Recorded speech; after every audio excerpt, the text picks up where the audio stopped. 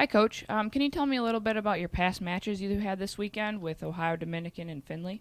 Yeah, first we had Findlay, two road games. Findlay on Friday was a tough result for us because we created a lot of chances, but it's a tough place to play, and Findlay's got some great results against some good teams, and they were very organized defensively, and it was hard for us to break them down. And kind of out of nowhere against the run of play, they scored a goal or two, and we found ourselves down, had to come back, and just couldn't find the winner. So ended up losing that match 2-1, which was very disheartening for us with all the possession that we had and all the chances we created. But tried to bounce back from it on Sunday, and we went to Ohio Dominican. Much different atmosphere, a large turf field as opposed to a small grass field, and our guys responded very well. I mean, we played one of the best.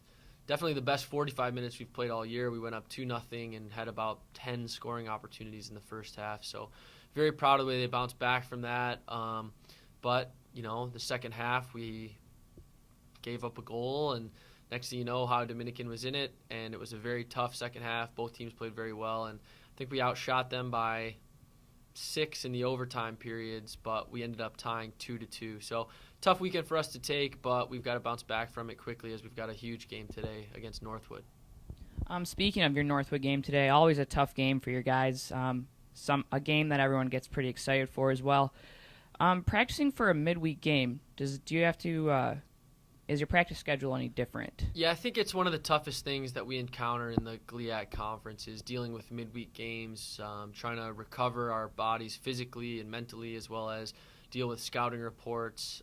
You've got to give the guys a day off, so they've got to rest, they've got to recover, they've got to plan, they've got to train for a day, and you can't go as hard because the guys' bodies aren't ready for it yet. So yesterday we went out with the team and did some preparation, some activities to plan for today, and hopefully they'll be ready. But yeah, it's a lot different environment, and even just the atmosphere of the game. There's sometimes not as many people. Just people are working, people are in school. So in a rivalry game, it doesn't really matter what day you play. Everyone's got to be ready to go. So we're looking forward to the game today, but it is a much different environment than a weekend game.